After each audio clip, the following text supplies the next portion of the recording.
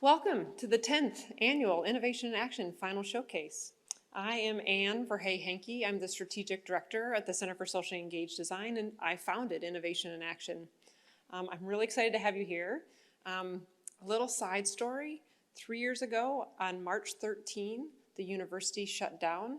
Scheduled in this building, not this room, on March 16 was supposed to be the Innovation Action Finals. Over the course of a weekend, a team of people turned it to a virtual event, which I have to say was pretty amazing. And I'm so happy to be back in person live with people today.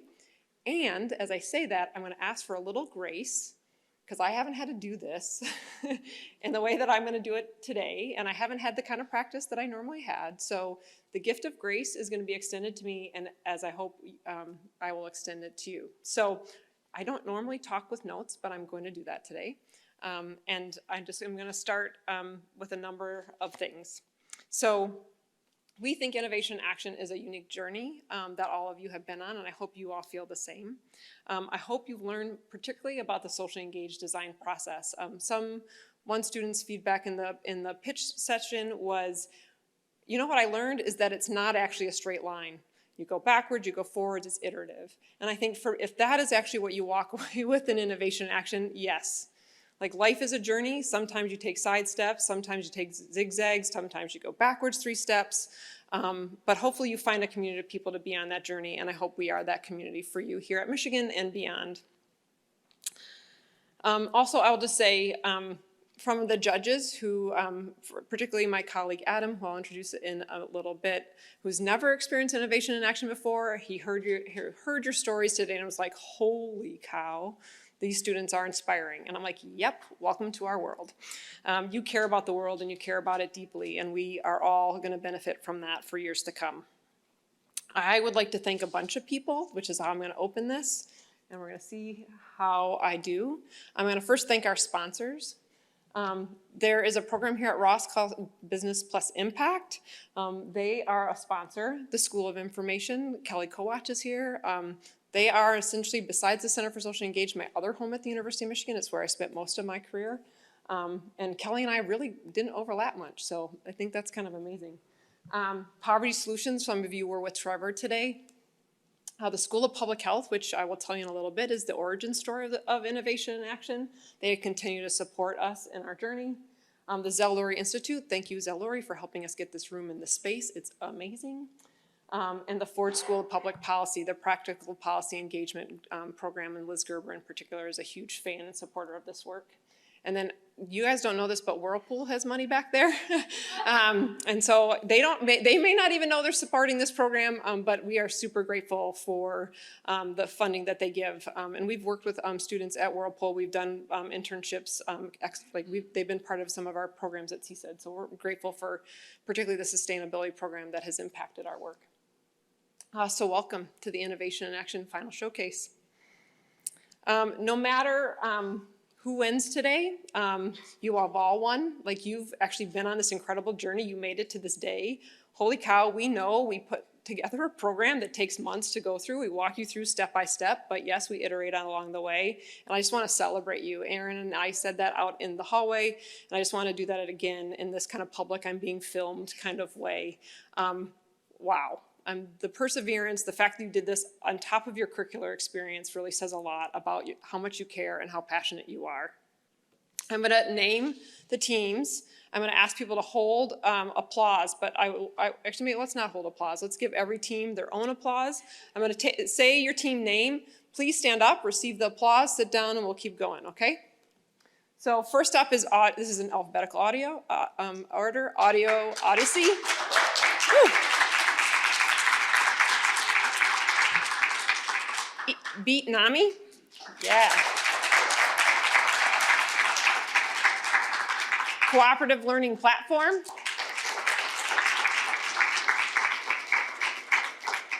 Discourse.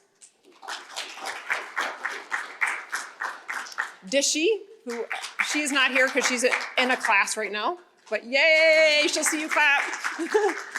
Everstory. Emmy Health. MPG. Name frame.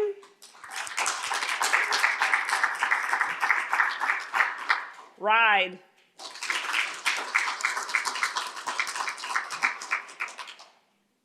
Sankofa.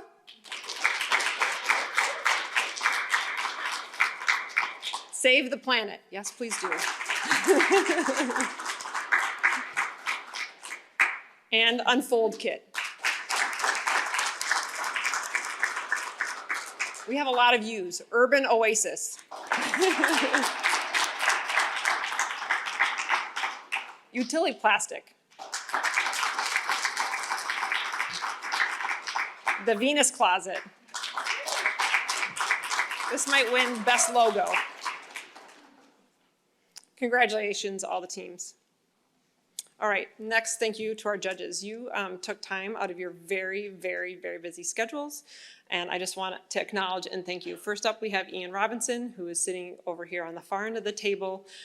Ian, I've known for a long time. He's a graduate, a two-time graduate, three-time graduate of the University of Michigan. I don't know where you did your undergrad, but has been a part of our innovation and action and social engaged design, and actually in school public health journey for many years.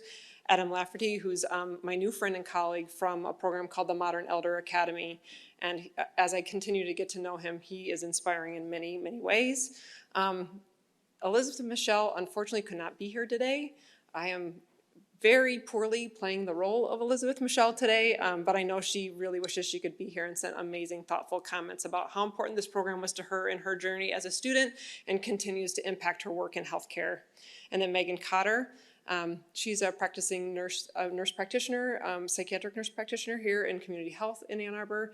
She actually won the grand prize in the first ever Innovation and Action Challenge. It felt only totally appropriate to bring her back. Trevor Bechtel, who is from Poverty Solutions, is here to award a special award on Poverty Solutions. Sarika Gupta, who has not appeared yet, which is fine, and our friend Kelly Kowach from the School of Information, and Charlie Michaels will also be presenting an award for us on behalf of the CSED team. Thank you, everybody.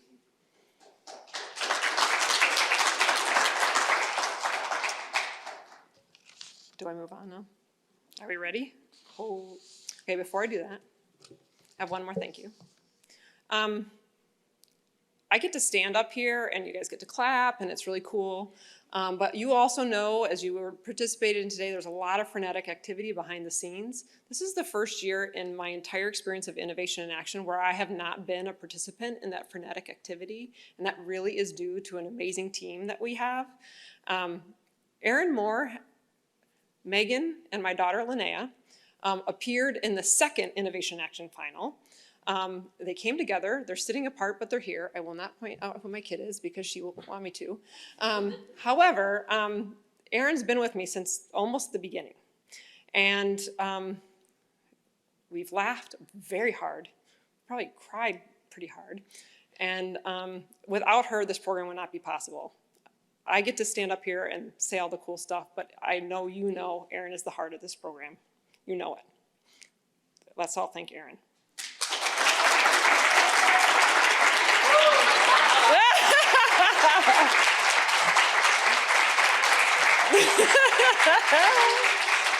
You guys are awesome. New on our team is Lauren, who's been on this journey with you this year. She was entered halfway through last year's journey. Man, Lauren, you are awesome. So thank you so much for everything you do. And I cannot wait to see how you take what we did this year and mix it up and do even more amazing things.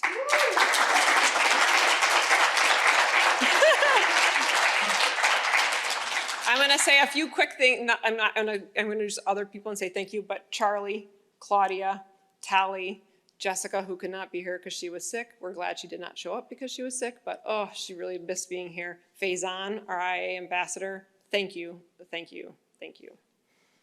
Okay, without further ado, I think my job is to welcome the first team on stage. Yay, this is my favorite part. Will you all please, and this is your job, every time we do this, we're going to clap when they enter and we're going to clap when they go back, right? So will you please welcome Emmy Health to the stage.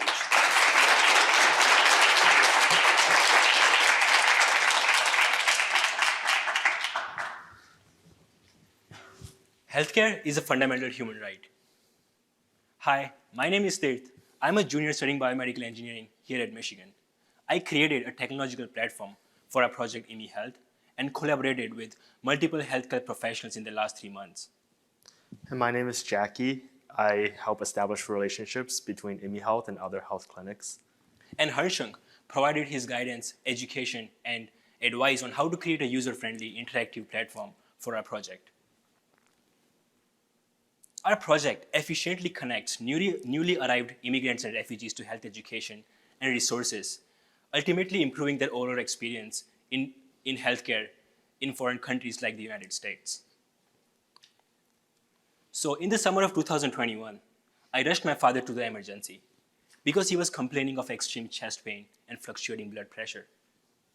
In the emergency, I saw my father struggling to understand the education from his physician and his team because of his language barrier and huge gap in his health education.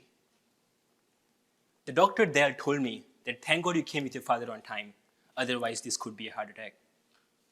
This experience is the crucial reason behind my genuine passion for the project IMI Health. In order to understand the problem very specifically and accurately, I and my team conducted over more than 100 user interviews, discussions, surveys, in person and virtually, with migrants and immigrants and refugees in Michigan. Based on that, we realized that there's an exponentially increasing health crisis among immigrants because of various factors, including but not limited to lack of medical insurance, financial barrier, educational barriers. Based on our surveys, 80% of the people we interviewed, they mentioned that navigating through healthcare in foreign countries like the United States is stressful because of their lack of knowledge on what kind of documents and information one should have while navigating through healthcare in foreign countries like the US. So our platform efficiently connects this population to health resources and education at decreased cost. For example, using a user-friendly platform, a user can simply put in their zip code or location, and the app will quickly connect them to various free health clinics, programs, and other free health programs in the region. And not only that, using the app, the user can simply get educated by the free health clinics and health professionals that we have collaborated with in the last 3 months. And that's not all. With our strong connections with these free health clinics and health professionals, we are creating a very well-organized health education course called IMI Health 101. This health education course is going to offer education in a very organized fashion on various aspects of healthcare, including but not limited to medical insurance, systematically organized health education on various common health problems, and specialty-specific health education, and last but not the least, expected treatment pathways on various common health problems. We believe that this resource is going to be substantially helpful for immigrants and refugees to envision their medical visits in foreign countries like the US. Jackie. And another component of IMI Health is the health scholarships. We want to be able to support our immigrants financially, and the health scholarships will be used to fund around 1% to 3% of their medical expenditure. And we really want to lower the financial barriers that are often associated with accessing healthcare. And so far, we've made tremendous progress in a very short amount of time. In just 3 months, we have gained the nonprofit status as an organization, and we have also developed a fully functional version of the prototype for our app. But most importantly, we have established a collaboration network of over 40 healthcare professionals, as well as worked with healthcare clinics like Hope. Hope Clinic is a free healthcare clinic that's located in Ypsilanti, and they have agreed to partner with us to use our platform to educate their patients on the services that they offer. In addition, they'll be using our platform to help schedule appointments at the clinic. We want IMI Health to be a platform that's user-friendly and that help increase the accessibility of healthcare for immigrants. We want to connect immigrants with the correct and proper healthcare services that they need, while also reducing the financial and the language barriers that many of them face. So, As we continue to work hard on the plan and strategy that we have for our project, IMI Health, we believe that we have a very strong future. In the future, we envision that we will be serving millions and billions of refugees globally with the help of our project. Today, there are around 1 billion refugees and migrants globally, and every single year, their population is exponentially increasing. And with this increasing population, their health crisis is also increasing. Hence, at IMI Health, we are driven to serve this population with the kind of health education and knowledge and skills that we have developed so far by connecting with our mentors in this program and our professors as well. IMI Health promises to not let any of the refugee and migrant families suffer and struggle in healthcare, just like the way my parents did, because of the immigration status, language barrier, and huge gaps in their health education. Hence, we are requesting the Innovation Action community, the judges, and everyone here to let's together address this need, the refugee health crisis. We are requesting the judges for their mentorship, help, support, and funding. Because we believe that with every $10,000, we can continue to maintain our app for the next 3.5 years, convert 45% of our resources into different languages like Spanish, Hindi, Gujarati, etc. We also believe that with $10,000, we can offer over 100 health scholarships to migrants and refugees who are uninsured. Hence, we are requesting all of us, like all of you, to let's together work on this press need, the migrant and refugee health crisis. Let's together work on the project IMI Health to serve this population as best as we can through healthcare, technology, and innovation. And last but not the least, we're going to work hard on this problem such that one day healthcare will actually be a fundamental human right for everyone, everywhere. Thank you so much.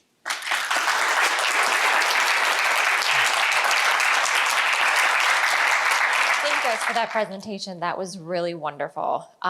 Coming from being a psychiatric mental health provider, I work at community mental health. And so I actually work with a lot of individuals who are immigrants. And I often do see a very complicated picture where it's hard for them to seek care, or that it's confusing, or sometimes they feel misunderstood, so they're nervous to seek care. So I think having something accessible like this is such a good idea. So I just love that you guys are addressing this problem. One question that came up, and you guys, I heard pieces of it that came out, and then it came up at the end, but was with interpreters, because with how obviously there's many different languages. Does the platform, will the app appear in different languages, or does the app help people bring personal interpreters with them to visits? Yeah, thanks for bringing up the question. So as I mentioned before, the IMI Health 101 course that we're going to make. So we have developed over 40 a very strong collaboration network with 40 physicians. So those physicians can speak different languages. So we're going to record that very well organized course in different languages. And if we do not have a health professional for a particular language, we're going to connect with or collaborate with a third-party service to help us create a caption in different languages. So that's something that we are currently working on. Wonderful. I think that's a really important part, so I'm glad to hear that. Thank you. Thank you.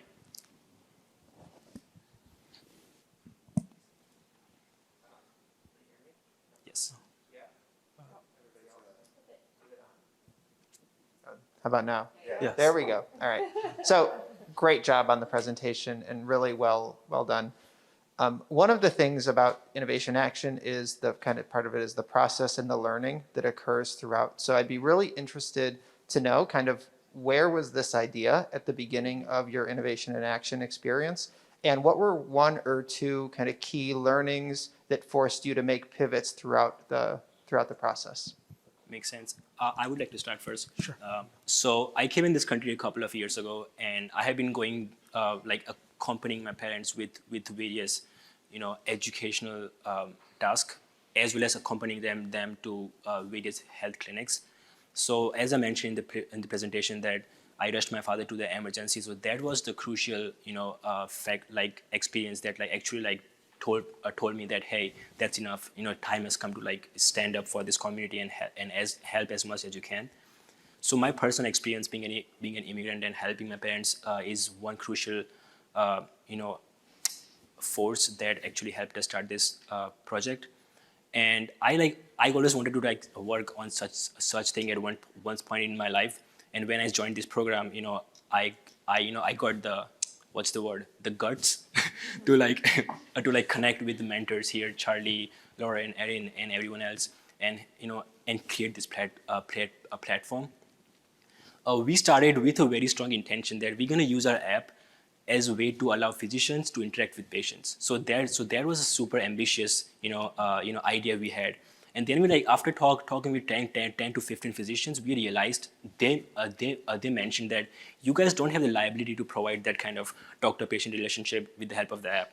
So from those discussions, we switched into a very organized educational format. So we thought that let's work with these physicians, let's work with these stakeholders and create an organized course, IME Health 101. And we're going to provide the same thing, but in an asynchronized fashion. So that an immigrant at anywhere across the world can simply use the app and very systematically navigate through the various aspects of the health education. And Jack, if you want to mention anything else. So like an example of that is like we met with like a soon-to-be resident, and we kind of like we wanted him to like say like, can you help educate our patient on like this condition? And like he said he wasn't quite comfortable with giving like medical like advice, so we wanted to just be like more like in the platform, like less like a doctor's visit, but more like just in the platform, like what you should expect. And like they felt more comfortable doing that, so that's what we pivoted more towards. Which is why we strongly believe that working on such social entrepreneurship project is never a straight line. It's always a zigzag line. Great, thank you. You're welcome.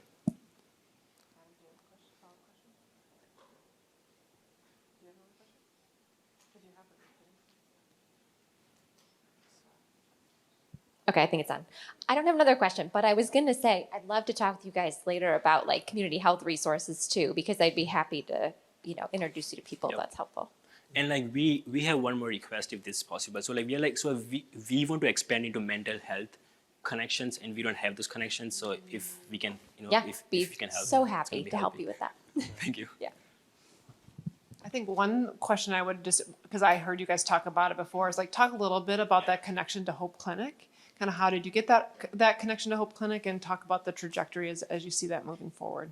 Makes sense. So the Hope Clinic comes from me as an individual. So I was volunteering personally for the Hope Clinic when I was a sophomore in college, and during that time I made very good connections with some individuals over there, and there I used to see, with the help of the doctor, some immigrant patients there who were uninsured. So after 1 year, I thought that, let me just like get back to a health professional in the clinic and talk about my idea. We had a meeting as well, and then we got connected with the CEO and the CEO of the clinic. So they were so amazed and like so much positive about the scope of our project. They mentioned that just let us know the way you want us to help you out. So the CEO suggested us an idea is that the clinic finder. So once a user click on one of the clinics, say Hope Clinic, the app should show like a new platform, a new window that will systematically tell the user that what are the health opportunities and services that this clinic offers. So if you guys can make it happen, then it's going to be a super more substantially helpful resource, and we are currently working on that. Great. Thank you so much. All right. Let's give him a round of applause.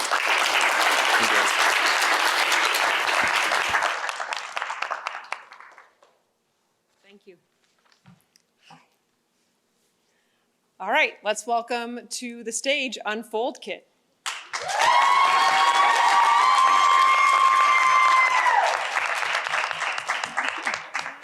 Unfold Kit, a toolkit for developers and architects to build affordable housing with community voice.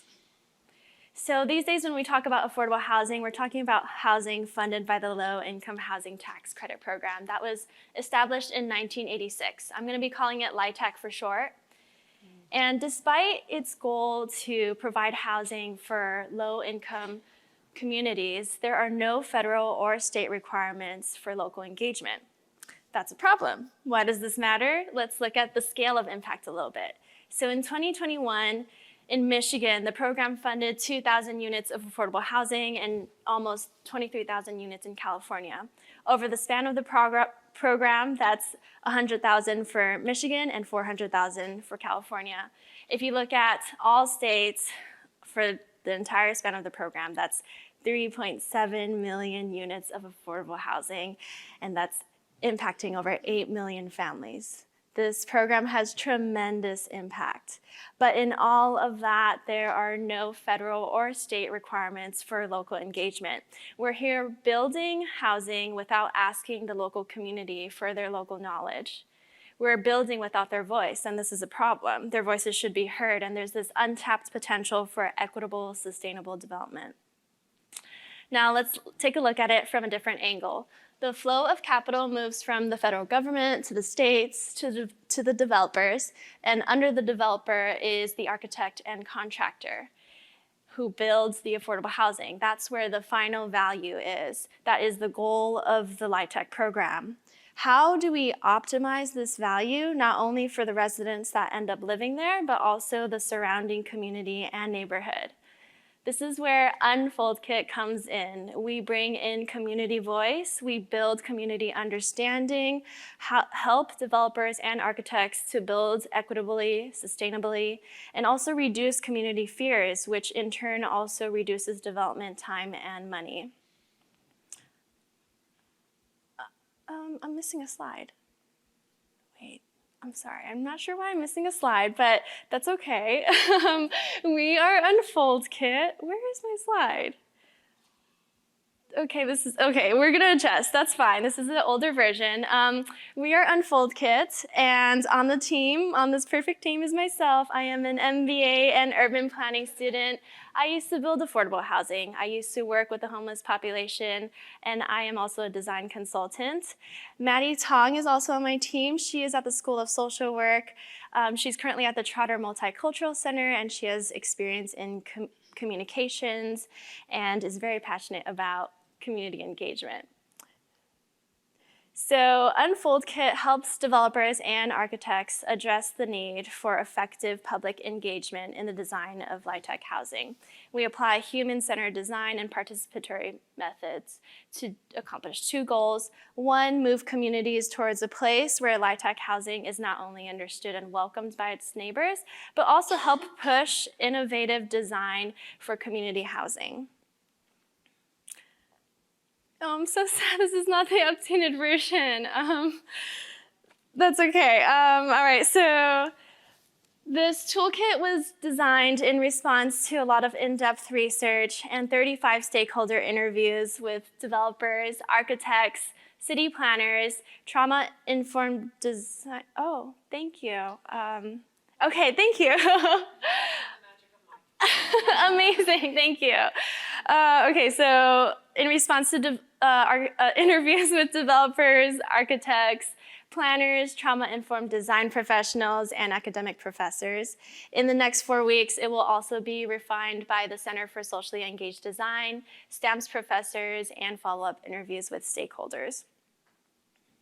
There are three main components to the Unfold Kit. One, an engagement guide detailing the benefits, methods, how-tos, and tips and tricks for community engagement in affordable housing development. Two, a physical and virtual toolkit with templates, prompts, activities. And three, public-facing educational materials that are visually appealing and easily digestible by the public surrounding what LIHTC is, who it serves in their community with project-specific information. Here's a little sneak peek for workshop 1 of the virtual toolkit. There is a community mapping activity, as well as a visual preference activity and more. And here is a real-life example of the impact that the toolkit can have. In Palo Alto, California, Alice and Mike were able to give their input on topics like traffic, building aesthetics, gardening. The architects and developer came into the project thinking that the project was going to be one thing, but ended up coming out of these workshops with something entirely different, something that was better for the community because it allowed people like Mike and Alice to provide input. The very few who know community engagement and have it integrated into their practice know that building this way is not only the smart way to build, it's the right way to build. So Unfold Kit's goal is to help developers and architects who are unfamiliar with this engagement really tap into what engagement can unfold for a project. Now, how are developers going to pay for this? Remember this slide about the millions of families that LIHTC impacts? Well, that comes from a lot of money, $8 billion annually, and in Michigan alone, that's $28 million going towards these projects.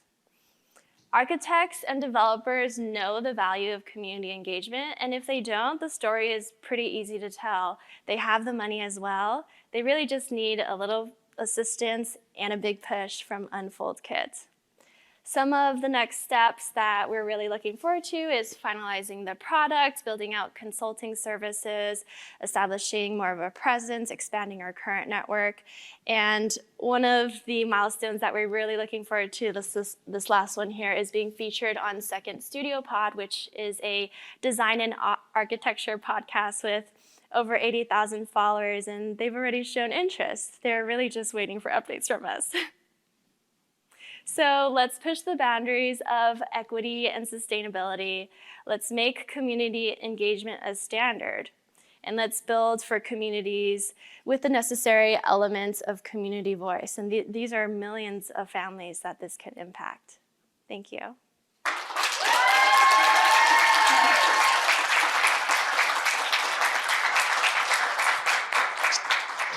Beautiful job, and I do want to acknowledge that you handled some of the unexpected slide with grace. So, and I love your fan club back here. It makes everything more exciting. I love them One too. of the, I am curious. Like, you have a lot of good background on this. Yeah. I would be curious about how your learning journey has gone as you've engaged with this program. What are a couple of pivots that you'd had to really think through, and yeah, I'd be interested to hear your thought process on that. Yeah, I think I'm gonna go back to this slide here, but one of the biggest things that I've learned is that the biggest problem is really just managing the public's expectation. A lot of people have misconceptions about what affordable housing is, and this is developers and architects telling me this. And so the component number 3 is really hoping to address that and really trying to bridge, an understanding here. But also, once you open up a space for the public to engage with developers and architects, there is some risk involved, and that's where I think a lot of developers and architects have hesitation towards. And so part of the process is really educating them on how do you facilitate a space where you can ameliorate some of the fears that they have, because people in communities, they just care. They may be opposed to something, but it's really because they care about their community. So how do you educate them, and how do you speak to them one-on-one and not have a space for them? And so I think like number 3 and then number 1, the tips and tricks, methods, benefits, and all the research that went into that has really been tailored to those comments. Thank you, Anna. Yeah. Let's also just give a shout out to Mike for mid-presentation. Yes, thank you. So many. We are blessed to have Russell Video. They've spoiled us all day. My questions really are around trust and community trust. And I think some of the work that I've been currently doing in citing of renewables really bring to mind the need to instill trust in a community. And when I think about you as an interface between the developers and the architects and the communities themselves, the fear I have is, and I'd just love to hear your perspective on this, is the skills that are needed to facilitate those conversations may not be the skills of an architect and developer. And I'm curious how you help them navigate that kind of trust building exercise, besides just getting community engagement and feedback, but how do you engage the community in more of a co-design effort that then enables trust, even when those risks of the community saying no happen? Yeah, so there are certain facilitators that are really experienced in building trust, and these trauma-informed design professionals specifically, and other kind of like sidelined facilitators that I've spoke to have a lot of experience with this. And I think one of the solutions is having that sort of person there, but also like potentially if I were in that position to facilitate a workshop like this, I think a lot goes into really understanding your community and getting to know it. And so in the engagement guide, it also talks about how you need to engage as early as you can in even before the concept stages, and really like get your fingers into like, what is this community about? Who are the key people that know a lot of other people, and ensure that they're there at your workshops and at your community meetings, so that others who are there who, you know, aren't familiar with how all this works feel like, oh, okay, like there's someone here in my community that already does really good work. I know who they are, and this is a space where I could kind of give my opinion and trust. I want to just ask a follow-up question. So Yeah. for Unfold Kit, you're not the facilitator. Is that correct? I'm working on it. Okay. I'm gonna be doing like a lot of facilitation workshops myself. So I'm going to a lot of community meetings, and we're gonna be testing this product with certain developers that I am close friends with. But in addition to that, also doing like my own education on facilitation and working and learning from other professionals. Great, thank you. But the main component, I would say, is actually not me. It's the toolkit itself. Okay, Yeah, great, thank you. yeah. I think when we talk about social entrepreneurship, we talk about any enterprise that's trying to have this kind of impact, it's really important to think about it within the policy landscape. What are the incentives that exist? On your slide, you indicated, one of them was a small footnote, but I was really interested that Yeah. California is kind of at the front line of integrating community engagement into the Yes. design. Can you Yes. talk about what is leading that, and how that, and what from kind of what you've learned from that might help scale that across the country? Yeah, so I think, as you already know, there's certain cities that are a lot more progressive. And also, in addition to that, like California has experienced a lack of affordable housing, and there just isn't enough housing there. So it's something that's talked about a lot. But what a lot of cities will require is, okay, we want you to do 2 community meetings. And so that's like a baseline that most cities in the US will not have.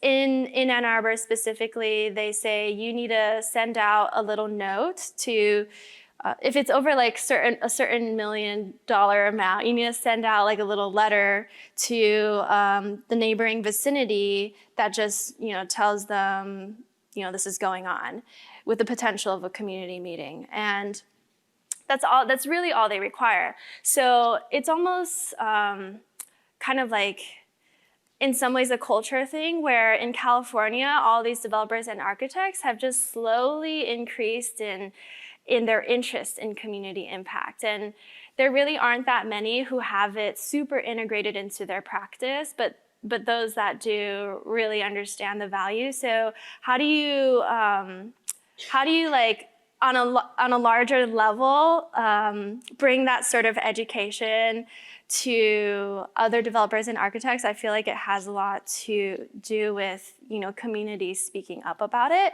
and then also just getting the word out there. And I think a big leap for me would be just for everyone to understand what affordable housing is, because no one does. Like, everyone thinks that it's public housing, or like naturally occurring public affordable housing, but yeah. Thank you.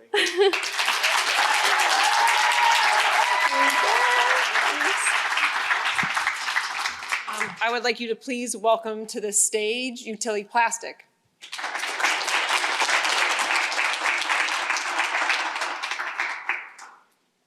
Hi everyone, this is Util Plastic, a recycling nonprofit organization in Puerto Plata. Let me take you through the community of Pancho Mateo. It's located in the town of Montellano in the province of Puerto Plata in the Dominican Republic. I visited there with my Jewish summer camp, which goes to the Dominican Republic every year volunteering with a different nonprofit organization. But we go around and we visit different community organizations when we're there. So when I was on this trip, I went to Pancho Mateo and I met Michelle, the founder of the New Horizons Foundation. And so we learned about what the New Horizons Foundation does, about their efforts for disadvantaged kids in the community. They provide education, art and sport activities. They provide food for those struggling with food insecurity. And an important thing to know is that Michelle, along with the majority of Pancho Mateo, immigrated to the Dominican Republic from Haiti. And so working directly with this foundation, we've been able to understand more about their culture, way of life, and also the problems facing the community, specifically the plastic. So the waste management system in Pancho Mateo is irregular and it's not fitting to the community's needs. And to understand this, we have to look through not just the lens of waste management, but also seeing this as a structural violence and neglection of Haitian communities in the Dominican Republic. And so when people don't have their plastic taken away from their homes, they have no room to put it, so they just put it near the river. Let me show you this river, the Camu River. Kids swim in that river there with all the microplastics that are around. And so what we want to do is we want to clean up this river, we want to make it safe again.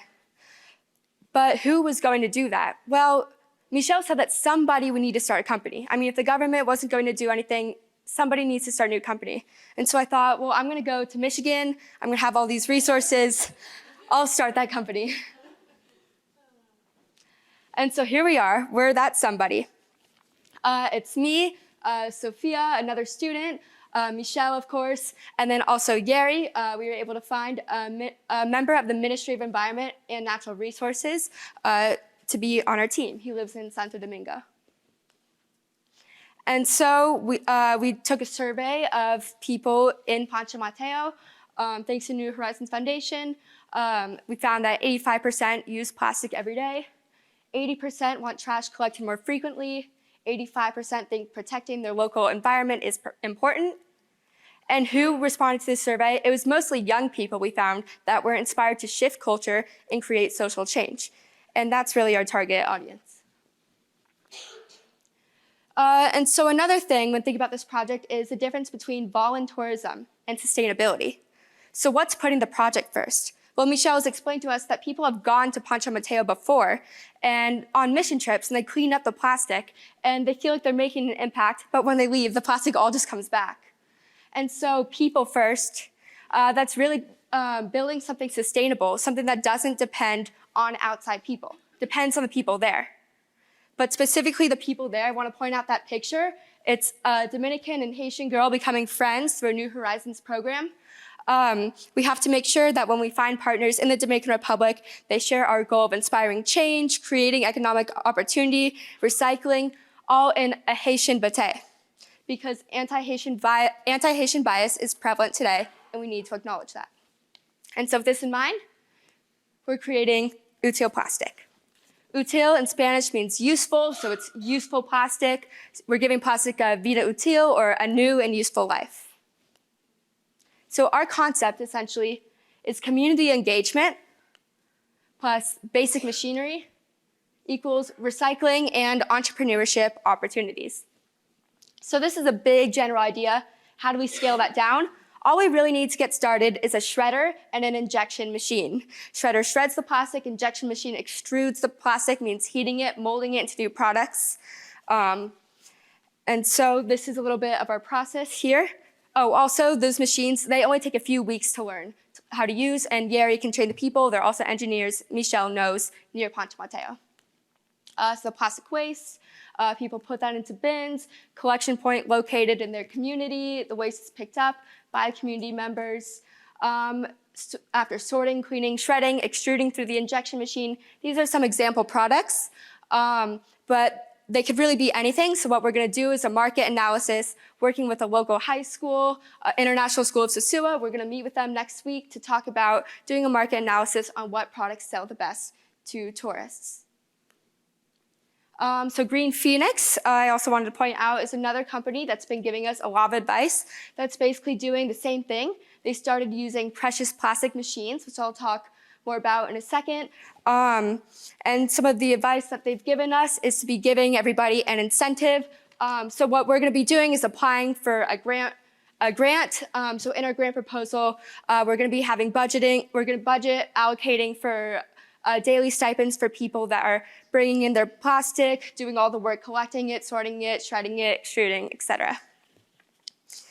And that way we'll be also creating more economic opportunity. So again, we're learning from this global network, Precious Plastic.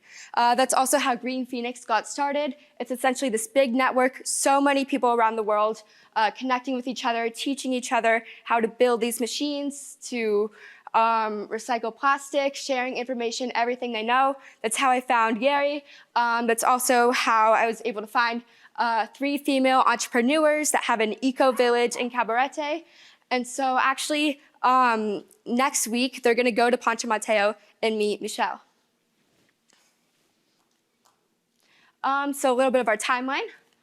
March through April, we'll be working on a questionnaire for our grant writer. We already were able to find a grant writer, Leonard Grants. And so that questionnaire will include kind of finalizing our budgeting plan. It will also include designing a website. In May, we want to be conducting the studies, hopefully working with International School of Sosua. We want to use the app Literati to study the plastic, do that market analysis that I mentioned earlier. And then a goal would be to submit our first grant proposal by June 1st. We want to apply to multiple. It also costs $350 for the grant proposal and business plan. Okay, and then the New Horizons Foundation is going to have their ecological summer camp June through August. So I think it would be great if I could be able to go and volunteer, which might be possible. Otherwise, we have many community partners that we want to be coordinating workshops with. December, hopefully we start hearing about grants. So thank you so much for listening. Happy to hear your questions.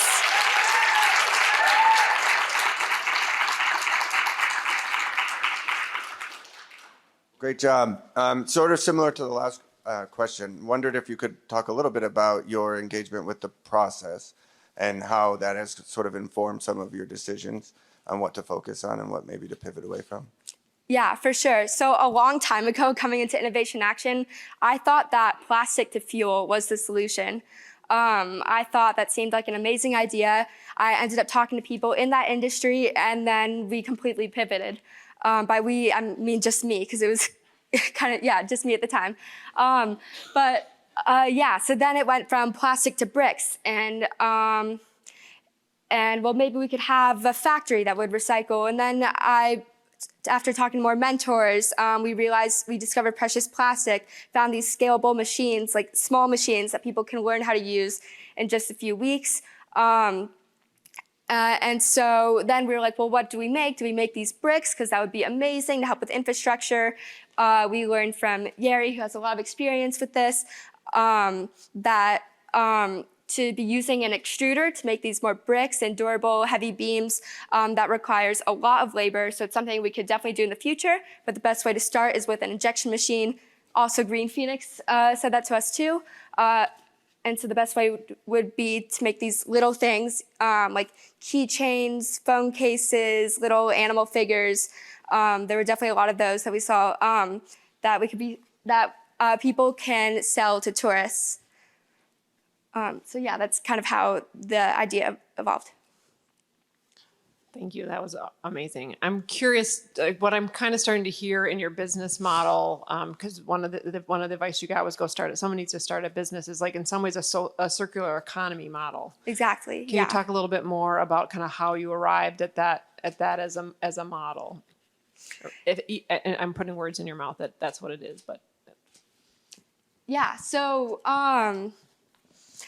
by circular economy, are you referring to like plastic and how plastic is being recycled. It's being recycled and then it's Exactly. being turned into things that get sold and then Yeah. like it kind of keeps going. Like so that it doesn't there's becomes a use for plastic within the economy that Exactly. then becomes Yes. additional earning. Yeah, so I always had that in mind this entire time because the Dominican Republic has a huge problem with landfills. I've talked to anthropologists about this. I've talked to Yeri about this. Just taking the trash away from Ponce Mateo, that would never work. Then that would just be adding to the landfills. It wouldn't be helping anything. So this way, starting this whole nonprofit, making these new things, recycling. In the future, if we could get an extruder machine, start making even more useful things, that's basically the whole idea, is the circular economy, not just taking the plastic away, but recycling it into something new. We had asked this earlier, and I just really loved your answer, so I'm just going to bring it up again. But we were talking about, with the amount of plastic that there is, it would probably be difficult, I would guess, to turn all of that, into sellable materials. So is there some aspect of this, too, that is, changing the cultural influencing others to want to recycle, basically, helping to change the cultural shift? Yeah, that is the main goal, is this cultural shift towards recycling, not just cleaning up all the plastic and trying to do away with all of it, because really that's not possible right now. The injection machine cannot recycle PET plastic, which is a type of plastic that is harder to recycle. It would have to be dried for 12 hours. It takes more labor. You need the extruder machine for that. And so the way we're starting is with these small items to tourists, that people could sell to tourists. It's something that's inspiring change. It's not going to recycle all the plastic at once. It's not going to solve the whole problem. Although Yeri's down in Santo Domingo doing research on how to recycle PET plastic. So in the future, hopefully. But yeah, that's what we're starting with, inspiring change and getting recycling going.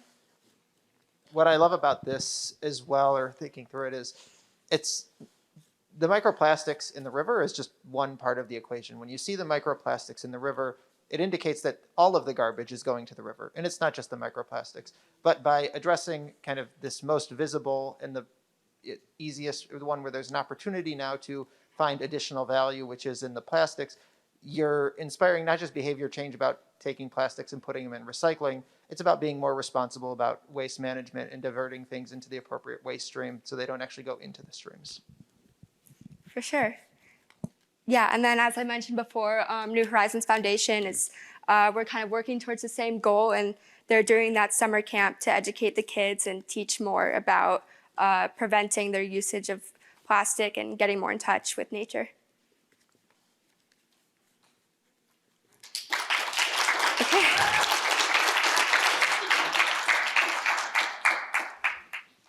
Okay, next up we have Urban Oasis.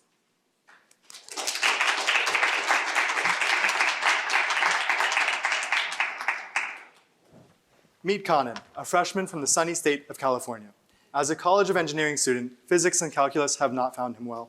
But on top of that, the cold and gloominess of the cruel Michigan winter have been shoving him further into sadness every time he sees snow. The lack of liveliness and pure white fields wherever he goes has made him miserable. And this was all until his girlfriend sent him a plant for his dorm.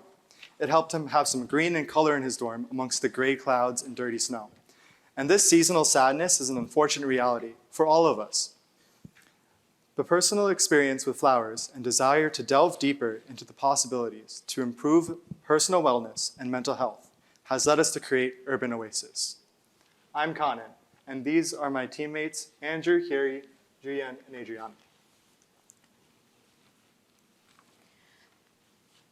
Now let me walk you through how we developed our solution through the use of research. We began with mental health issue as our starting point and proceeded to seek a more refined scope of challenge through literature review, user survey, and stakeholder interview. From research studies, we found that indoor gardening could be beneficial to mental health issues in terms of reduced stress and anxiety and enhanced community engagement. These benefits could be achieved through one's improved connection to nature, commitment to responsibility, and improved expertise at actually taking care of a plant. there are also surprisingly some risk factors. For example, if the water usage and the sustainable pesticides and plastic waste are not properly managed, then the indoor gardening could be surprisingly unsustainable. Then we conducted surveys with RAs and students who actually live in dorms to find out our target audience's pain points and corresponding design opportunities. We found that over 90% of students actually believe that having an indoor plant helps with their mental health. And although they value Michigan Housing's sustainability initiative, there aren't as many opportunities as they wish to help them make that change happen. The findings from surveys and research have led us to the idea that we want to involve more local stakeholders into the micro-ecosystem that we're trying to build. So we reached out to a bunch of local stakeholders, including Kelly Vore, the owner of Ann Arbor Downtown Home and Garden, and she suggested to us that grow it to know it is a good approach with proper plants recommended to college students, and Plant Swap is an eco-friendly approach to help increase student-to-student interaction. Now that we have synthesized our research findings, a better refined scope of challenge could be how might we support university students' mental health with sustainable indoor gardening while developing sustainability as an eco-friendly project?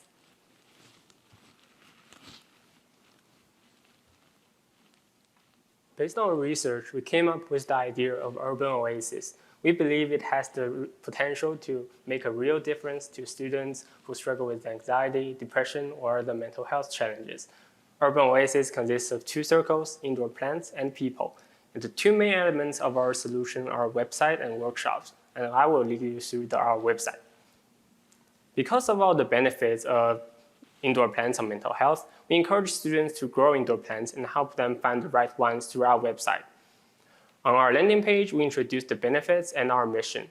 We also designed a short quiz to help students find the suitable types of plants based on their experiences with gardening, time, commitment, and mental health conditions. By helping them find the right types of plants and encouraging them to care for them, we help students gain responsibility and resilience.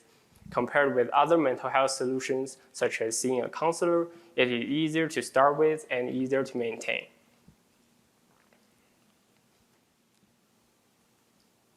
In addition to encouraging students to grow indoor plants, we also created a community around this shared interest.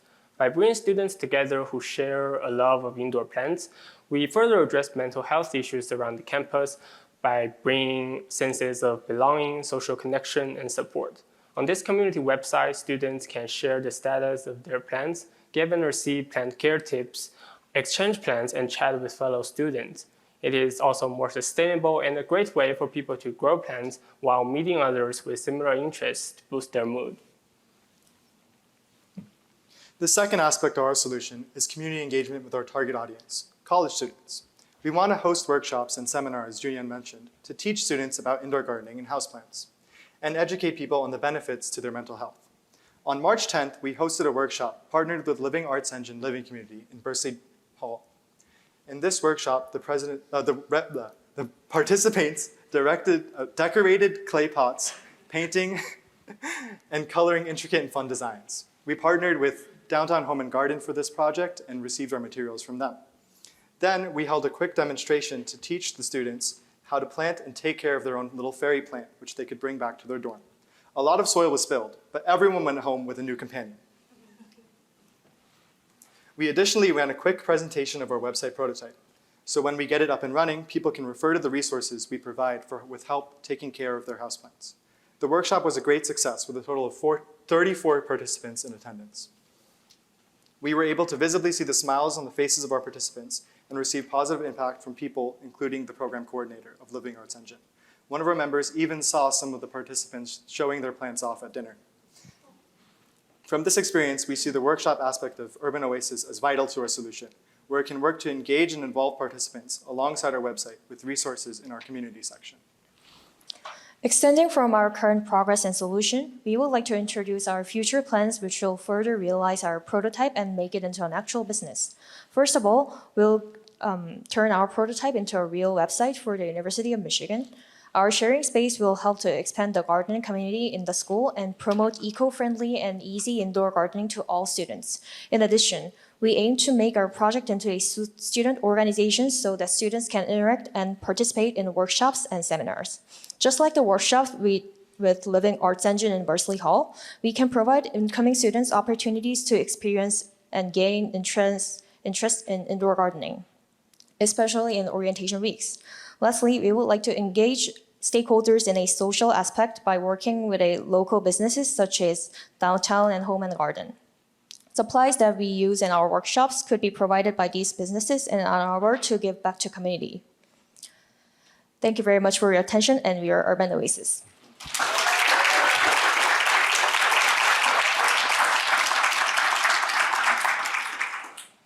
Thank you guys. That was awesome. I absolutely loved that. Again, coming from my background in mental health care, right? Like, I think that this is so important. And you guys probably don't even know, maybe you do, that you did this, but I'm actually really, even when I did my presentation 10 years ago, was really into the world of positive psychology.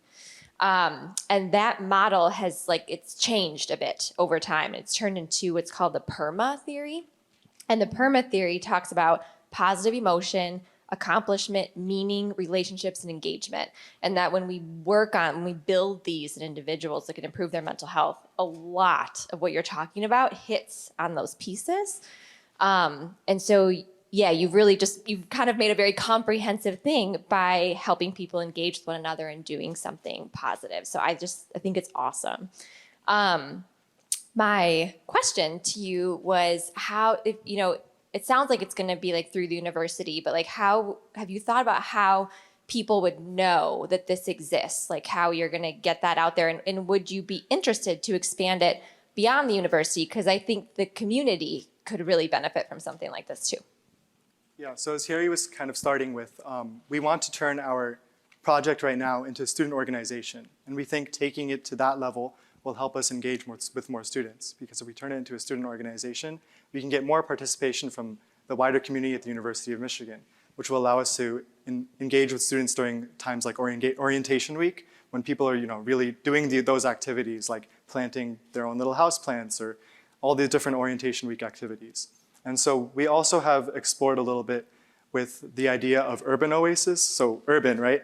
We want to use college students as kind of like the stepping stool to get to that point where we can expand this out into general urban cities, and we can get that engagement with people who are living in apartments or in spaces that aren't very green or aren't very exciting, and stimulate their environments a bit. I'll just add to that too, to think environments that might be isolating, right? Because when we think about mental health, one of the biggest things is loneliness, right? And we get a lot of power and connection. So anyway, I love it. Awesome, thanks. Thank you.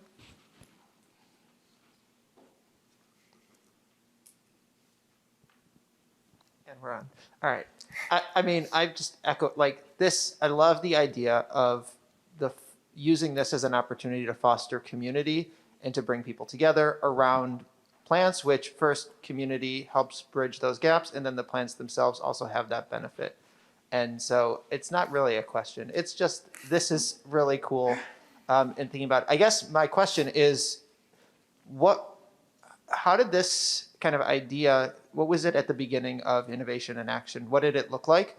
And then what were some of can you tell me one or two experiences in your learning that forced you to make either a pivot or that made you make a change from what your original idea had been?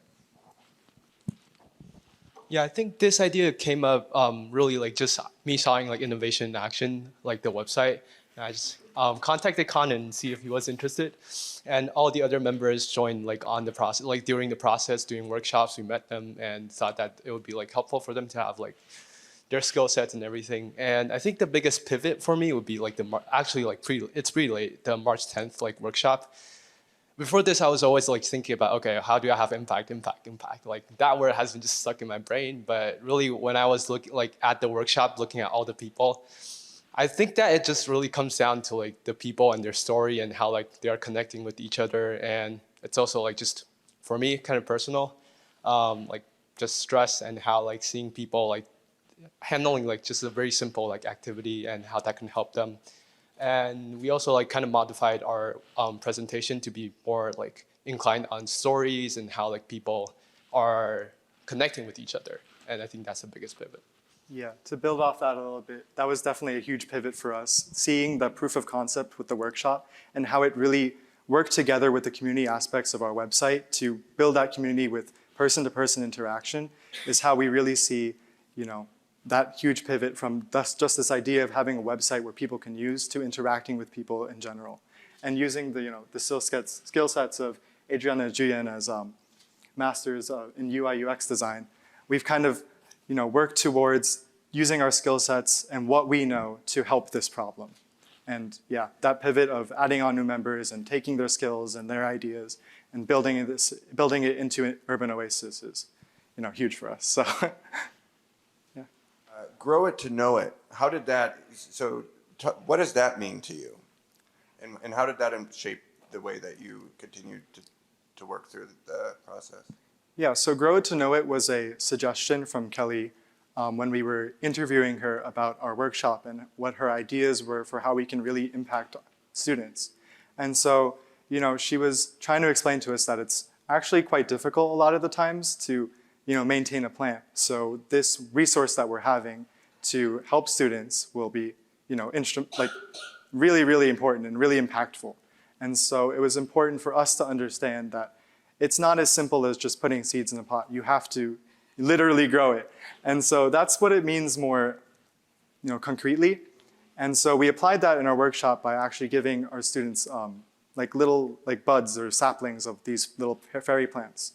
And so they can, start off with these small plants and, go on and go forward to expanding and, having more plants or what works for them.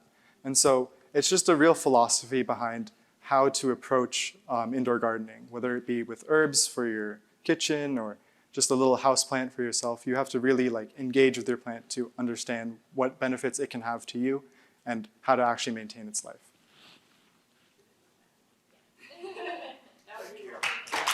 Thank you.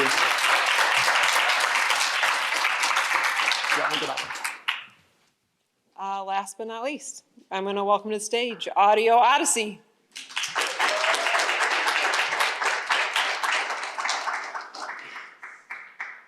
Hi everyone, thank you so much for being here. The three of us are so excited to present to you our product, Audio Odyssey, an interactive audio platform helping you keep your tired eyes on the road. Have you ever felt drowsy while driving? Well, if you have, you're not the only one. In the US alone, there were over 100,000 drowsy driving accidents in 2021, just in the US. This problem can be especially severe for truck drivers who on average are only sleeping 5 hours per night. One government study found that 40% of truck driving accidents could have been caused by drowsy driving. Another study, which spoke to truck drivers directly, found that 64% of them report feeling fatigued while driving, and 18% have admitted to falling asleep at the wheel. To explore this problem further, we decided to go speak with our potential customers, truckers, where they are, where they work, at the truck stops. They were so friendly, so eager to speak with us, and we interviewed them about the problems that they're facing on the road on a daily basis. And this is what they told us. They're working extremely long hours. They might be driving 12, 13, even 14 hours a day, sometimes working 70-hour weeks. Their schedules are completely packed. They report feeling lonely. They might go days or even weeks without seeing loved ones. They report feeling drowsy. They have uncomfortable sleeping arrangements in the back of their trucks or at truck stops, and they report feeling bored. There's only so many activities they can do while driving, and this really limits what they're able to have entertainment-wise. So next, we decided to get to prototyping a user-centered design, and what we came up with is something that's interactive. So our hope was that would keep them more engaged on the road. So what we did is we took the classic choose your own adventure novel and we converted it to an audio form. So that instead of flipping through the pages to get to new parts of the story, the app itself will prompt you with a decision, you'll respond with your voice, and then the app will process that feedback and take you to a new part of the story. So we wanted to get feedback on that design. So we went back out to the truck stops and talked with another round of truckers. And so what they told us is that they love the idea. A lot of them already use audiobooks when they're driving to keep themselves entertained, but some of them told us that they're not such a big fan they make them sleepy, or they're just not entertaining for them. And so they gave us a lot of design insights as to what they'd like to see in our solution. They shared a bunch of ideas for other functionalities and games that we could add into our app that they thought would be really entertaining. Most of all, we just got a very enthusiastic response from many truckers very eager to help and very eager to download our app. So we took all that feedback and we created our first pilot design. And so on this design, you can see we still have the interactive audiobooks that we talked about before, but we have 3 new added functionalities. Audio games, stuff like trivia, or a family feud format that came from a trucker's suggestion that could be easily ported into an audio format. Car karaoke, something like Just Dance, where you're graded on how well you can sing along, and call connection, like a radio that a lot of truckers already use without the hardware required that could connect truckers that are all feeling tired, lonely, or drowsy while they're on the road. So this is Mark. He is 45 years old, he makes over $100,000 a year, and he's married with 2 kids. He sleeps during the day and drives at night to avoid traffic. And he works long 14-hour shifts with poor sleep, so he suffers a lot from drowsiness and boredom. So when he starts driving, say at 8 or 9 p.m., he can start our app. He can use the interactive audiobooks or the audio games to keep himself engaged for a couple hours. When he's done with that, it might be 1 or 2 a.m., where friends and family are all fast asleep. And so with no one to talk to fight drowsiness, he can get on our call connection feature and connect himself to another trucker who might be experiencing these same symptoms. So we took our pilot design and went out to do our 3rd round of interview.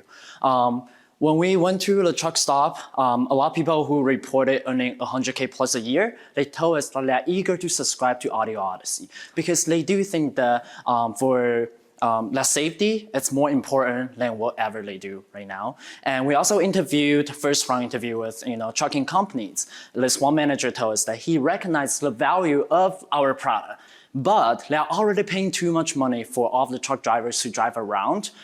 So they are not going to pay for it, but they will partner with us and let all of the drivers know because that's a big thing that a lot of people quit. So this is our business model. First, we have B2B. We do have to do a lot more, company interviews. So we price at $10 per month per user. The company that we interview, he told us this is a really reasonable price, but they're not going to pay for it. With B2C, I'm sure a lot of you have been into a similar situation after a long day of work, trying to drive home, just feel like I'm about to fall asleep. Right? So for all of you guys and independent truck drivers, it's about $15 a month. So we do gonna give everyone 3 months freemium to try it out, but okay. So the market size, the global trucking transportation industry is pointed at $2 trillion. But for us, since we're in the US, we really want to start off and focus in the US. That leaves us about $875 billion. Moreover, we want to focus, we want to market ourselves as safety apps. So we want to sell to safety people who prioritize safety for companies and drivers. That leaves us about $109.3 million with 8.1 industry growth rate within the next 4 years. This is our team. We have Zoe, who's going to be the full stack developer. We have Adam, who's going to be the UI UX design. And I'm Joe. I'll be working on the business relationships, partner with companies. The reason why we started this project, it's because one of my close friends who almost went off cliff at 2 o'clock in the morning when he was driving a truck for this company. The next day, he came back, told his manager, I'm quitting. If I died, there's nothing else matters. I don't want to try to make all of this much money when I have to risk my own life for that. And that's why we're here today. We want to save more lives by developing some interactive audiobook to keep people on the road focused. One more thing is when you get into a car accident, most likely you hit another car.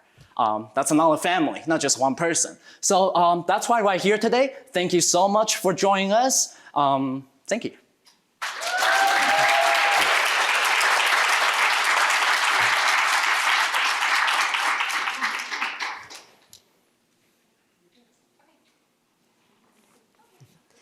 That was wonderful, guys. Thank you. I absolutely loved the presentation. You guys were so polished and it was really organized. It was just really delightful to watch. So that was great. So I love the idea of the app. That sounds so interesting. It's something that I would totally personally use, even just right, like 5-hour car rides. Those are long enough to use it. What is your guide? I was kind of curious, like where you guys are at now, and like what's the trajectory like going forward, or do you have plans for that? And then I have one more question too. Yeah, so right now we have like some prototypes built out. So we are working on creating just a very basic functionality so we can get even more feedback from users. So that's where we're heading now. Obviously, we want to just get feedback from more truckers before we move forward. So right now we're focusing on development.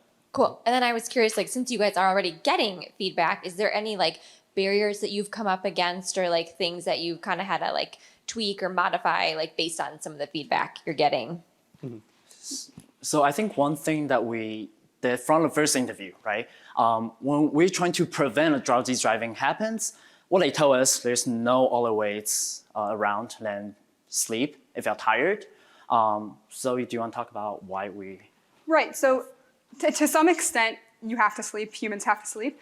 But there's a period in between like true exhaustion and like awakeness where you're just drowsy. And if you have something to keep you going, you know, a coffee, our app, like you can persist and go through. So we're trying to just extend that period as long as we possibly can, where drivers can drive safely without needing to pull over and really take a rest. Because as we mentioned earlier, like they really get paid by like the time that they work. So the longer they can drive, the more money they make, the more money their family has. Like that's their ultimate goal. We're trying to maximize that amount of time. Yeah. So we want to talk with some psychologists who are more focused on the human aspect of that. And also when we're designing, we want to make sure that it's something that's not distracting. It can be navigated solely through your voice. Awesome. Thank you. Thank you. So again, echoing this is a great presentation. You guys did a really nice job telling the story, telling what you guys have learned. And I particularly love the really active user engagement and user discovery that you've done. I mean, I think a lot of the groups go out to meet the people where they are, but for some reason it feels like going to a truck stop to meet them where they are and ask questions is at a different level. And so I really appreciate and applaud you in doing that. So that is really cool. I guess one of my thoughts in doing this, and maybe it piggybacks on the previous question, is there some sort of trade-off in terms of trying to extend that period where people are drowsy so that they're still awake, because they're still in a period of possibly, you know, being on the road when they shouldn't be on the road. And so thinking about what can you do, or what have you heard, you know, in terms of how to, what are truckers currently doing to avoid those issues, and how to prevent some of those, we'll call them unexpected, unintended consequences of something that's meant to help them, but might actually just put them in a more dangerous situation for longer. Sure. So in terms of like the safety aspect, we definitely want to study that more scientifically with partnering with a sleep lab and like trying some actual maybe road trials in a very controlled location. But to answer the other part about like what are they doing now, honestly, not much. I mean, they have energy drinks, they have coffee, they have audiobooks, music, phone calls, and that's about it. There's really no design out there tailored to helping people stay awake while they drive. One thing I will add is that when we talked to the drivers, they said that drowsy driving they see as a very big issue, especially among newer drivers. So experienced drivers take it very seriously, and when they feel tired, they pull over and they take a nap. But they said that a lot of inexperienced drivers don't take it as seriously. They try to fight through it because they're on that deadline and they just want to hit that.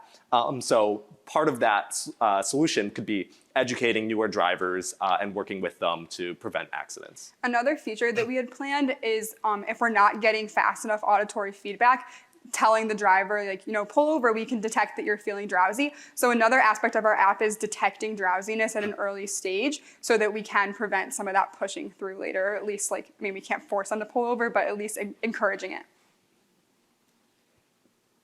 I think, I mean, similar to what the other teams have done, I think one of the really awesome parts about innovation in action is you're learning about an industry and you're learning about different aspects of the lives of people and being able to then design around different aspects of that. And I think you're touching on one part of like the trucking industry, which is, I don't know, I'm curious, see what you guys have learned of, are there any like regulatory enforced limits on how long truckers can be on the road? How does that change between independent truckers versus somebody who belongs to like a larger company? And kind of what insights have you gleaned from those conversations? So right now, the hours they can work a week is capped at 70 hours. We did talk to some drivers who were independent and they don't have anyone monitoring them. So they said, I'll go drive 80 hours a week. I'm an outlaw. He did describe himself as an outlaw trucker. He like fancied himself a cowboy or something. But a lot of these companies have strict deadlines because, they're moving products all around the country. This is extremely important. So it's really rigidly fixed. That's this guy right here. And his dog.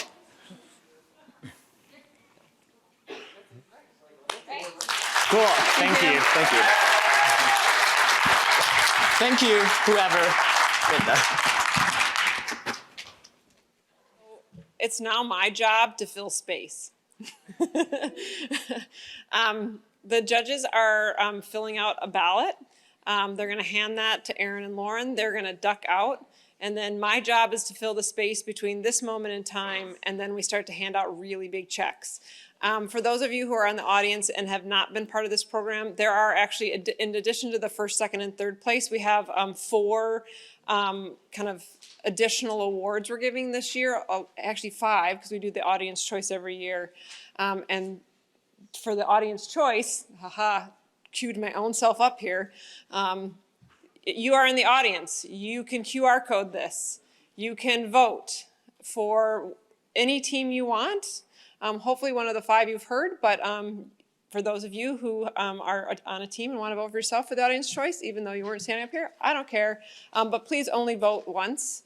I'll leave it up here for a few more minutes and we'll see what happens.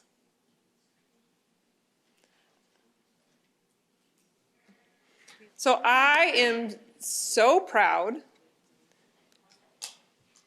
to celebrate this year's cohort. And I'll say welcome to a really amazing group of Innovation in Action alumni. I feel like I could be like the president of a university where I'm like, hey, you're a NOAA alumni, and you can, yep, that's how I'm feeling right now. But I want to bring you on a brief visual journey. I've never actually had to have this role before where I am the person between the 2 moments. So again, you're going to extend grace to me. For those of you who don't know, Innovation in Action started off at the School of Public Health. In March of 2013, I arrived. 10 years, oh my goodness, I'm really young. And when I got there, I was charged to develop 2 new programs at the school. One was to support faculty to bring their public health innovation out to the world in more effective and efficient ways.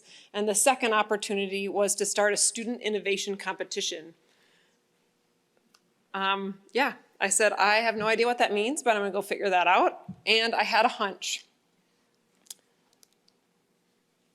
In my experience, at that point, I'd been at the university for 15 years, and what I saw really bring amazing things out to the world was when diverse teams of faculty, in the case of my work, but a diverse team of people came together, they developed shared language, and they really considered multiple points of view. That was the moment of innovation.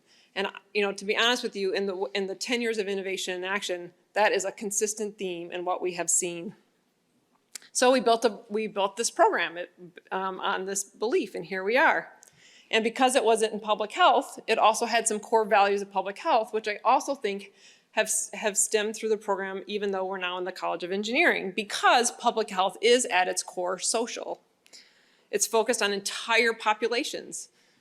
Many people in this room might not have known that public health was a thing until 2020, when they all of a sudden realized that there was a pandemic, and actually public health officials became really key to our lives.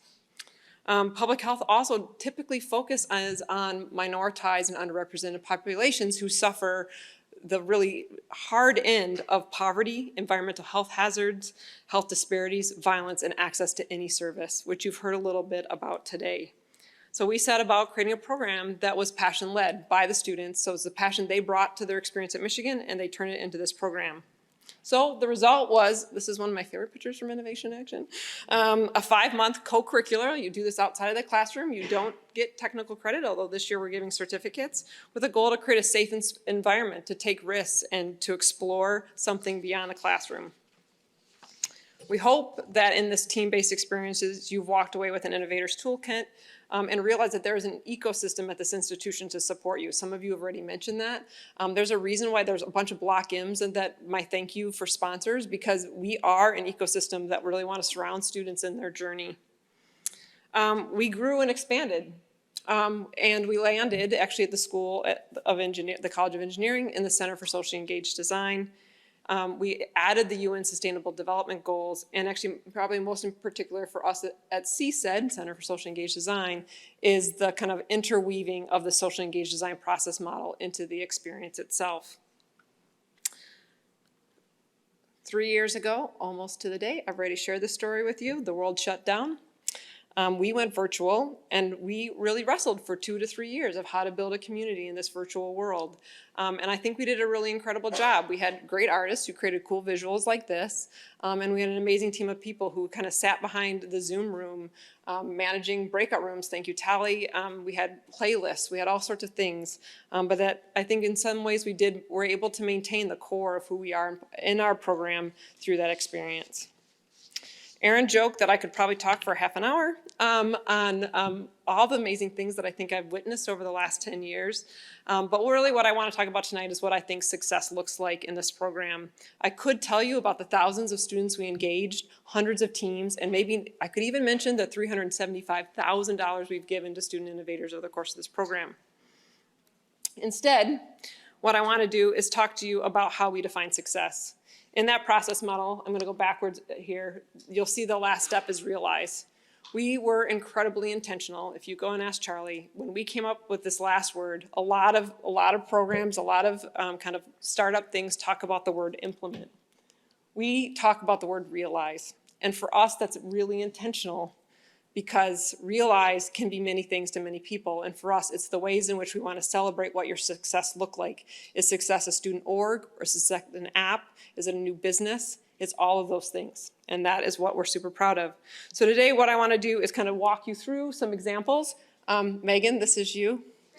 You are not my example yet. But students raised their hand and they participated. And here's what I want to share is their real-life stories. This is Anna on the far left. Her project was called Liquid Gold Concept. They went about to develop a better breast pump. And in their research, they realized there had been zero innovation in that space for decades. On their journey, they kind of learned why. And I'm going to make a slightly, only in this context will this make sense statement. But one of my favorite experiences was Anna became deeply passionate about this work that she did. She did a summer internship in Brazil at a milk bank. And in that, she came back and said, I've massaged a lot of breasts this summer, and I'm pretty sure our idea isn't going to work. And I tell you that story not because of the language I just used, but because of the learning that she had. She went and she did the work, and she's like, that breast pump thing we developed, not going to work. So what's a better way? She also realized she needed to learn more. She went and enrolled in an MD, PhD program. She started a company called Liquid Gold Concept. She brought on an engineer. She did all sorts of things. That company closed a year ago, but her journey is really one for me of where she realized it's about the learning journey and the need to continue to learn. And the learning is never over. This is her now. The next story I want to tell you is about, actually I have to tell you this story is not just about Sheridan. Sheridan's a great story, but I think I heard this all the time. For those of you who are new to Innovation Action, we used to have this binder, if you saw it in the museum. Students love this binder. I actually have been in Zoom calls with people where they still have it in the background. Charlie, you were in a meeting with me with a colleague from Columbia who, sure enough, it's sitting on a shelf. It was amazing. But Sheridan actually was a social work student, and what she was amazed as she went through the Innovation and Action program was how much it aligned with her social work experience and the practice. Sheridan didn't win any money. But she continued to take that binder with her in internships and jobs. She even sent us a note a couple years later essentially saying, I just want to recognize you because my experience in the Innovation in Action program has become one of the top qualifiers for hiring candidates in the Myhin office. She ran a group called the Emerging Solutions, and they even started to hire interns out of the Innovation in Action program. So from Sheridan, we realize that the process is as essential as the outcome. This is Team Fresh Fair. It was such a great name. Oh, and they became CART because Fresh Fair was already taken in the marketplace. But Stacy Matlin and her team CART was one of our top teams in Innovation Action in the second year. And they really wanted to develop a subsidized rideshare program to address food insecurity. A year later, another student named Kenny came in with his colleague Benjamin Morse to pitch something called Caravan. They didn't make it to the top 5, I'm going to tell you that right now. But they really wanted to and develop an innovative mobility solution for people who were trying to get to healthcare appointments. We connected Stacy and Kenny. It felt like they were on a similar journey around mobility and access. They built this incredible network in Southeast Michigan and were one of the founding team members of the Office of Mobility Innovation in the city of Detroit. Their companies didn't make it, but those networks and those connections they made, the ecosystem they built for themselves through the Innovation Action process and beyond, really was their realized moment. Canopy. This is the poor substitute, Elizabeth Michelle, that I am today. So Canopy came together. They were a group of friends in graduate school. They were in 3 different schools and colleges. I could have a whole conversation with you about the strengths they each brought to the table. They didn't share a strength. They harnessed that in amazing ways. But they came into Innovation Action and they really wanted to build a better medical imaging platform where patients could share the results of their medical imaging with their caregivers and other physicians. And then a moment in their experience happened where Brandon was with a friend whose uncle was experiencing a severe medical emergency. And that friend of Brandon's, Andrea, was his medical proxy and could not figure out what he wanted. That kind of pain and working with his friend Andrea essentially brought these 3 together to essentially completely change what they brought to the table at Innovation Action. Their first pitch in practice presentations versus their second, they pitched 2 completely different things because they were so compelled by what they had learned through their experience with Andrea that they wanted to start over. So they realized it's okay to pivot. And what you first identify as a thing you're passionate about, you can pivot that too. These are 2 team members from a group called Innovations in Health Inequities. Sometimes success looks like you leave Innovation in Action.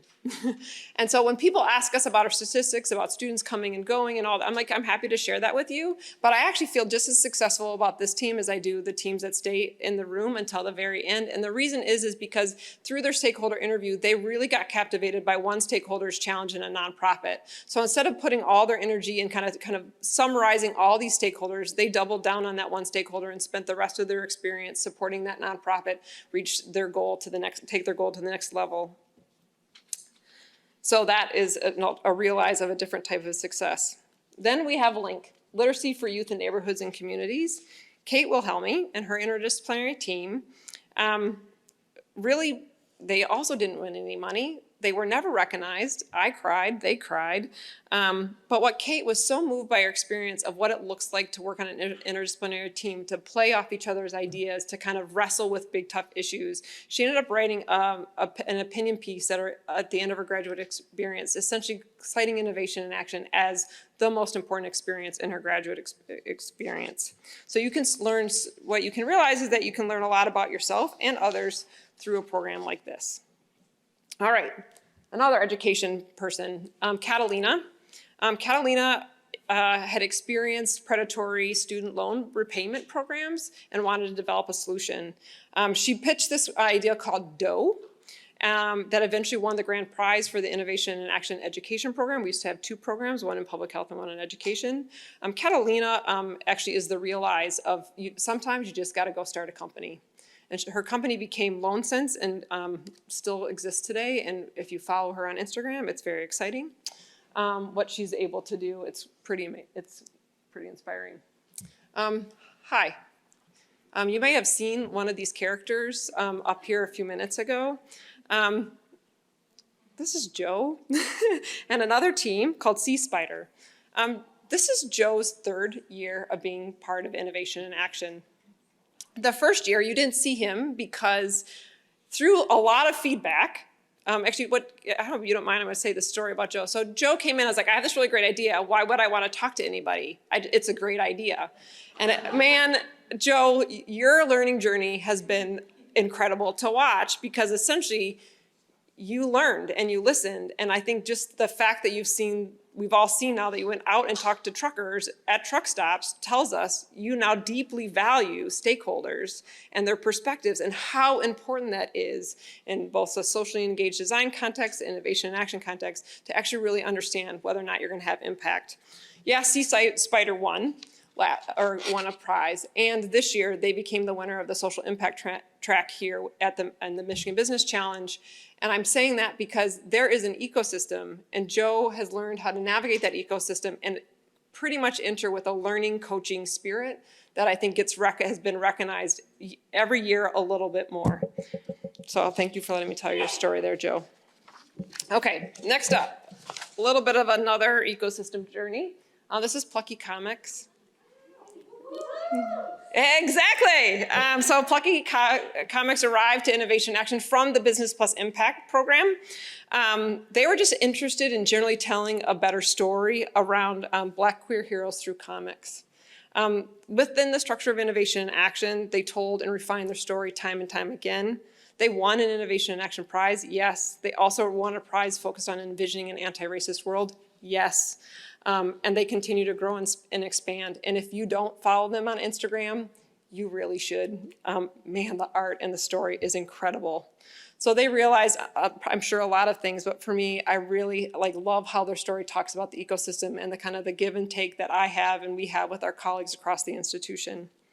Finally, I want to share the story of this amazing team of students. This is another student organization. They used to be called Blue Lab India.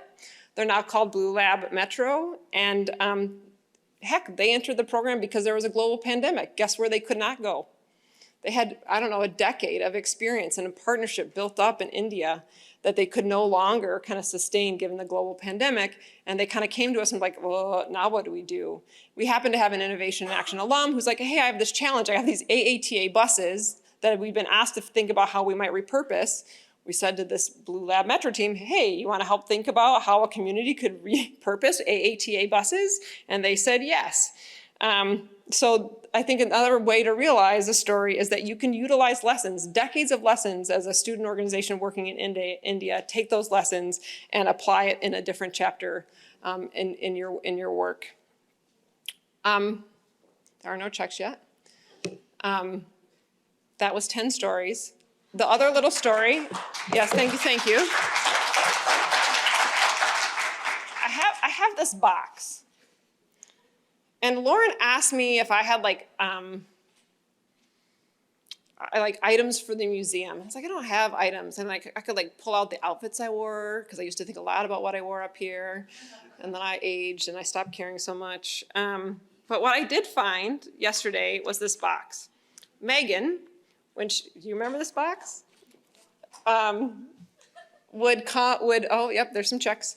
So now you don't have to come up here, but I want to share the gift you students keep giving us, we hold, and we hold them dear. This is a box which was part of her thing. It's decorated. In the top, there's a thing that says, loving ourselves through process of owning our own story is the bravest thing we'll ever do. It's a great Brene Brown quote, and if you don't know, I'm a big Brene fan. That quote keeps on giving. But in this box, there were little quotes. There was a way to keep gratitude, which in my family, we took this very much to heart, and we would sit around the dinner table and we would write a little gratitude. I won't read them to you because I will embarrass people in the room. But they're what an amazing gift that as I come back to it and it sits in my house and I look at it and it's like the gift that keeps on giving. So what I'm gonna say to you is that you presented a lot today. You've had a lot of lessons learned. We sit in an organization that values knowledge. And what I see and what I hope for you is you can distill that knowledge into wisdom that you can apply throughout your work and your life. With knowledge all on its own, in my mind, is worthless. But as a community and a collective who want to do good in the world, let's take that knowledge and build wisdom. We can all take that and ask better and better questions, both of ourselves and each other, in times to come. Thank you.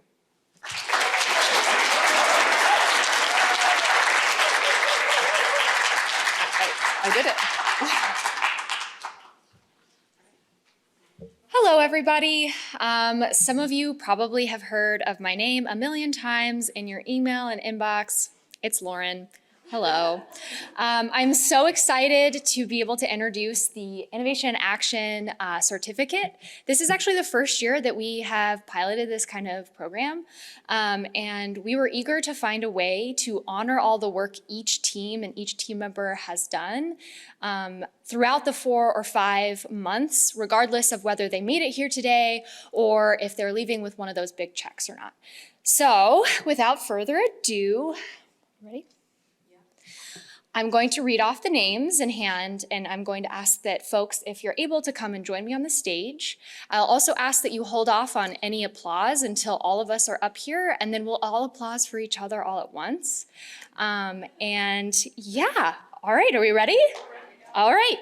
First, we have Hiri Lee. That's so hard.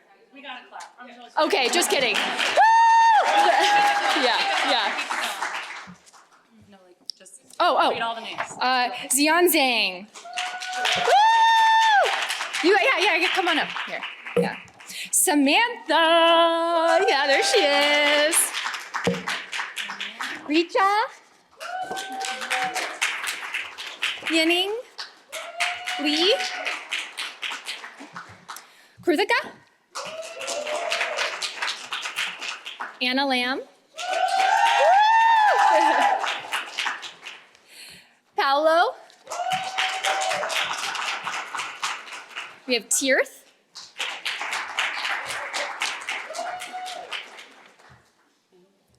We have Steven. Kanan. Renan. Okay, I don't think they're here. They're not here. Jessica. Okay. Andrew Yang. Ariba. And G. Awesome. Oh, let me step down so you can see all of them. These wonderful individuals have gone through 4 months, 8 workshops, so many opportunities to engage with Erin and I every week. They have been in our office hours. We've met with them. We've pondered large questions. We've pondered small questions. And I've seen them all come a long way. And I'm really grateful for the way that they engage. So thank you. Thanks, everybody. Hi, everybody. This is my friend Kelly. Hi, everybody. Kelly, you're going to announce the School of Information Award. You want to talk about it? I am. I'm so excited to be up here this year. This is the first time I've got to join and do this. So this is the first award we've ever given from the School of Information. And the focus of the award is recognizing which team most effectively collected data on their problem, usually in the form of user interviews. And I do know if you do them all as part of this program, it's hundreds, 100. So the group that we are so excited to recognize is IMI Health. Woo!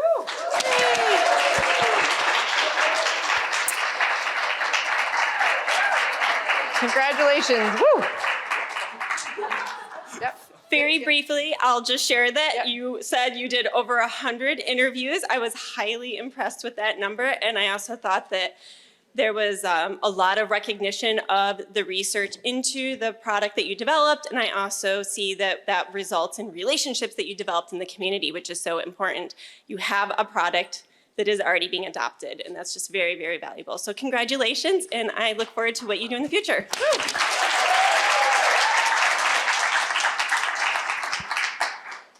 Sarika, would you like to join me? Will you please share who the winner of the ZLI award is and maybe what it's about? I will talk about what it's about. So at ZLI, I think most places, we really value strong interdisciplinary teams. Really, anyone can have an idea, but it's the team that brings it to life, right? And so diversity in knowledge, skills, personal experiences is what really makes a strong team. So the team we chose to win, we were really impressed with their backgrounds. They brought UI, UX design, they brought engineering and business and personal experiences to their team, and a lot of energy to their presentations, and that is Audio Odyssey.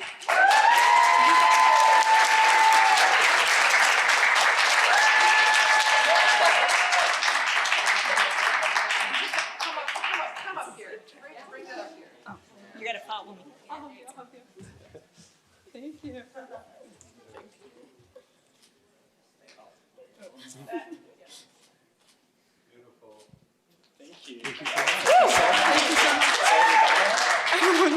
All right, Trevor, come on up.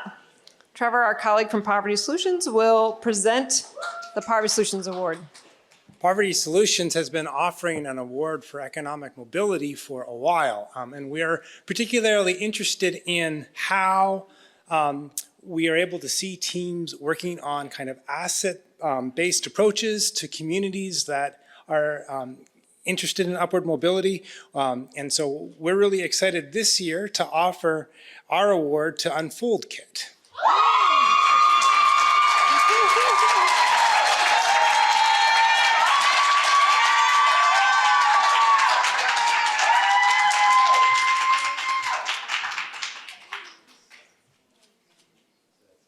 That's awesome. Congratulations. Okay, Charlie. I'm going to do a little extra shout out to Charlie. For those of you who've been in Innovation Action, this is the face who's taught you, right? Let's go, Charlie. Exactly. So Charlie, for the first time ever, the CSED team has added our own award. The first time ever. I'm really excited to be up here. So this is the CSED Community Engagement Award. So this is an award, like Ann said, that is brand new this year for a team who has demonstrated consistent efforts at a community-focused process. That means a lot of things at CSED. So at CSED, we talk a lot about our values. Some of the things that we think about when we think about our values are kind of centering the lived experiences of the people, the individuals that are at the heart of the challenge that you're trying to address. Thinking about what expertise looks like and centering the expertise of the lived experience of those members of a community. And for the team that we're awarding this to today, they have had a process that is very community engaged, but their solution, the product or the solution that they want to put out into the world is also rooted in the needs of the specific community that this team is a part of. They're thinking about youth, they're thinking about future generations, and so we're really excited to be able to award this to Música para la Gente, MPG. Come on up here, guys.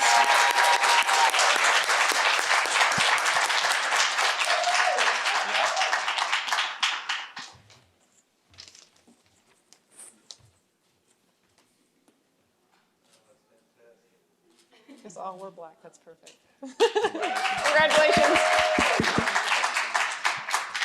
Good job, guys. Next up is the audience choice. Oh gosh, okay. So now we act like we're at the Oscars, just so you know. There's an envelope and everything. Oh, should I do it? Oh, I'll do it. All right. Drum roll. The winner of the Audience Choice Award is, I love this, Save the Planet.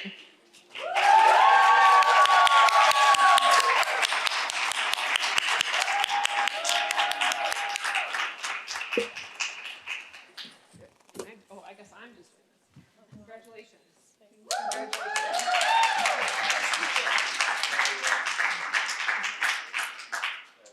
Thanks. You're welcome. Congratulations. Okay. The winner of the 10th third place ever in Innovation Action, well, actually the 9th, because we didn't have third place before, is Util Plastic.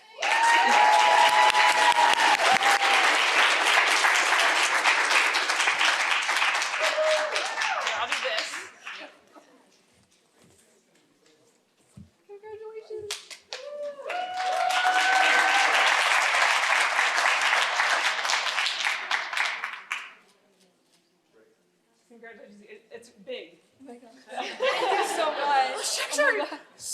big.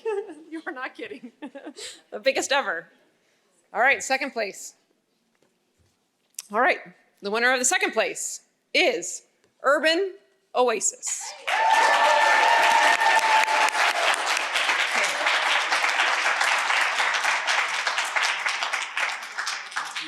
All right, you guys, let's bring it up here.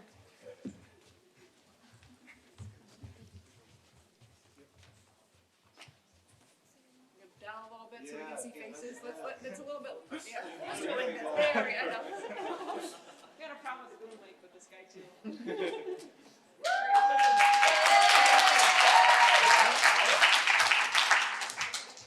All right.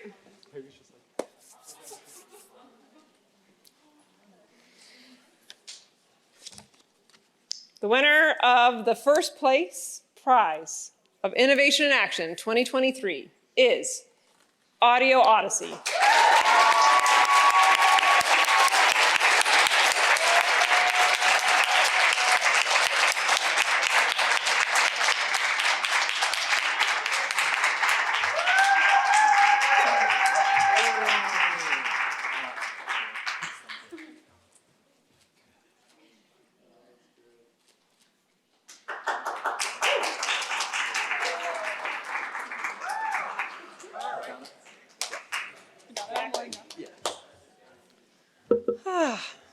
Thank you, everybody. Big checks. Dang, those are big checks. Thank you, everybody, for coming tonight. We congratulate both the teams who won money and those who have just been an amazing part of this program this year. Please don't be strangers. You can tell we care. We hold the things you bring to us, both your experiences, your stories, and the individual things. There is food. There's special mocktails out there. Please join us. Have some fun. Have a little party. Be safe. And we'll see you next year. Thank you.